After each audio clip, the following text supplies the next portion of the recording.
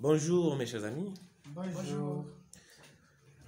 nous recevons pour vous dans ces studios nos deux camarades qui viennent de l'université de Kinshasa. Ils sont membres de la famille des étudiants Basongé. Les deux vont se présenter chacun à son tour. Nous commençons par celui qui est en fait à notre gauche mais à droite de son côté où il est assis. Bonsoir monsieur, Bonsoir, monsieur l'éditeur. comment vous vous appelez? Je suis l'étudiant Dodé Kazadi, président de la FEB, qui est la famille des étudiants Bassonnier à Kinshasa. Celui qui a bouffé la situation seul. Voilà, et à vos côtés, nous avons... Et vous, c'est... Je suis monsieur Emmanuel Kapila, le porte-parole de la grande famille des étudiants Bassongue de l'UNEKI. Merci beaucoup. Nous venons d'entendre un tollé par rapport à la situation ou encore au soutien qui vous avait été donné par la famille des honorables Lumano et Vero Chimpaka. Nous apprenons que vous n'aviez rien reçu et que les gens qui avaient eu cette somme d'argent ont pu détourner. Nous voulons savoir, est-ce que vous avez reçu quelque chose de chez les profs Lumano? Certainement, monsieur l'éditeur, nous avons reçu une enveloppe. C'était destiné à résoudre un problème qui est le problème de déguerpissement que les étudiants ont subi. Les étudiants en général, mais particulièrement, c'était destiné aux étudiants faisant partie de la grande famille, la FEB. Donc les étudiants Songé, et pas tous les étudiants Songé, puisque les étudiants Songé sont certains dans leur famille, les autres aux hommes. Ce qui fait que tous ceux qui ont été déguerpis, il y en a qui ont des familles sur place à Kinshasa, qui n'étaient pas concernés dans la situation de déguerpissement, manque de logement, voilà, comme mon porte-parole le précise bien. Et ce sont ceux-là qui n'avaient pas de famille d'accueil qui étaient concernés par cette situation. Et nous avons pu mener nos démarches, nous avons eu une solution pour eux et au moment que je vous parle, ils sont logés. Il n'y a pas qu'une seule maison ou un seul logement. Nous avons pu écarter, les filles sont à part, les garçons à part. Il y a au moins trois grandes maisons qui ont été trouvées. Et au frais de l'honorable, voilà, des honorables Lumano et l'honorable Vero Lumano également. Ok, mais nous avons appris que lorsqu'on vous a remis cette aide-là, si nous pouvons l'appeler ainsi, on avait dit que vous ne puissiez plus tendre la main. Est-ce que c'est vrai ou on vous calomnie ou on calomnie ceux-là? Non, il s'agit d'une calomnie qui peut se traduire en une imputation dommageable en d'autres sens. Lorsque les honorables nous ont remis leur contribution, ils nous ont dit, nous aidons la structure, nous aidons ces étudiants, ces jeunes qui sont abandonnés leur triste sort. Trouvez-leur un logement et continuez à mener des démarches pour que les autres dignitaires sont des notables puissent leur venir au chevet. Ils nous ont dit, faites en quelque sorte une petite caisse et continuez à toquer. Ce que nous vous avons remis, c'est pour qu'une situation d'urgence soit trouvée, qu'une solution d'urgence soit trouvée. On a pu trouver de maisons et qui sont également payées aux frais de ceux qui nous ont remis avec la nourriture qui a aidé à subvenir jusqu'à cet instant. Les démarches sont en cours et nous continuons à frapper chez d'autres notables pour qu'ils continuent à venir au chevet de ces étudiants qui sont abandonnés à leur triste sort. Peut-être pas sans polémique, est-ce qu'il y a les autres notables qui vous ont soutenu? Voilà. Nous pouvons vous confirmer que jusqu'à cet instant, nous avons obtenu l'aide de 3 fils Songi. Nous disons 3 puisque le couple fait 1. Le professeur a pu donner et les autres ont pu contribuer et est en train d'être consommé.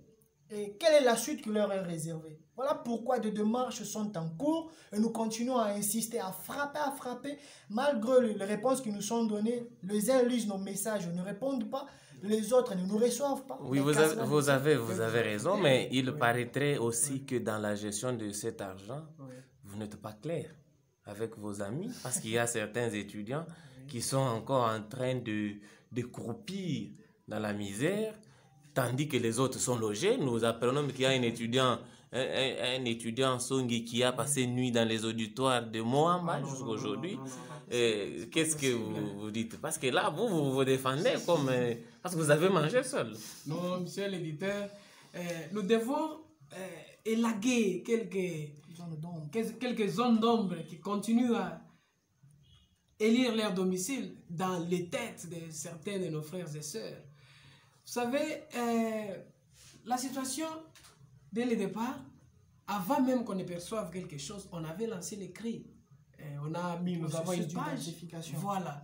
D'abord, nous avons procédé à la procédure d'identification des étudiants en situation difficile. Et lorsque nous avons perçu l'enveloppe, jusqu'à cette étape, mon frère, je pense que c'était 47. Oui, on a dû enregistrer 47 cas. Et ces 47 cas-là, il y a une solution pour les 47. Et d'ailleurs, nous n'avons pas fermé la porte à quiconque. Nous avons mis sur notre page Facebook, sur notre groupe, plutôt dans le groupe WhatsApp que nous avons de la FEB, nous avons des groupes partenaires. Voilà. Et même dans les groupes partenaires, nous avons lancé les messages disant que nous restons bras ouverts attendant les demandes de ceux qui n'ont pas où mettre la tête. Nous n'avons pas fermé la porte à quiconque. S'il y en a qui disent cela, vraiment, nous sommes désolés. Qu'ils viennent plutôt se présenter chez nous, se faire enregistrer, présenter leur situation, et plutôt que de chercher à salir la structure et les autorités que nous sommes qui continuent à mener des démarches malgré les différentes difficultés que nous rencontrons. Nous sentons que quand quelqu'un a mangé, lorsqu'on l'attaque, oui, il s'énerve. Mais une autre question que je voulais un peu savoir, et si je vous demandais de dire un mot de la fin? Voilà. Le mot de la fin que nous disons, c'est l'appel que nous continuons à lancer à tous ces dignes fils Songé qui se retrouvent dans la ville ou ailleurs. Venez au chevet de vos jeunes frères qui se retrouvent en situation difficile. Ce sont ces jeunes venus de loin des cabines en recherche du bonheur, aux études, et qui malheureusement, suite à certaines situations dues au gouvernement, à la décision du gouvernement de pouvoir hausser ou harmoniser la situation académique dans les sites universitaires, se retrouvent déguerpis de hommes où on payait moins cher. Ils sont maintenant logés dans des maisons qui nécessitent que beaucoup de moyens soient mobilisés. Imaginez qu'un parent paye 485 000 francs de frais académiques et qu'il paye en même temps les loyers, qu'il donne de nourriture à son enfant, qu'il lui donne l'habillement, qu'il lui donne les transports. C'est beaucoup. Et vous qui avez déjà trouvé quelque chose dans la vie, vous qui avez atteint les sommets, vous qui vous retrouvez dans des situations et qui avez la bonne foi de pouvoir aider, continuez, venez, suivez nos appels, venez au secours et faites votre part. Le peu que vous donnerez, ça fera quelque chose. Nous avons dit, monsieur les gens. Voilà, alors, mais je doute, attendez, vous avez votre question. D'accord. Je sais que le porte-parole a beaucoup dit, Oui. mais vous, quel est le message particulier que vous adressez à deux personnes, à savoir Oui. à tous ceux qui vous ont aidé Oui. et à vos parents qui pensent, à certains parents qui pensent que le professeur Louman, en donnant ce qu'il a donné, il a pris en charge même les frais académiques, même oui, tout. Oui. Alors, qu'est-ce que vous dites? Voilà, merci beaucoup pour la question qui est très importante. Je commence par le premier aspect que vous avez soulevé. À tous ceux qui nous ont aidés jusque-là, nous disons grand merci et vraiment nous demandons au bon Dieu de les soutenir dans tout ce qu'ils font comme action. Et à ceux qui n'ont pas encore réagi jusque-là, nous demandons qu'ils ne se retirent pas puisque tel a donné, tel ou tel autre a donné. D'ailleurs, jusque-là, c'est juste une solution partielle que nous avons, qui n'est pas totale. Si seulement ils venaient s'ajouter, amener aussi quelque chose dans le panier, ça va beaucoup contribuer, ça va vraiment soulager la situation que les étudiants traversent.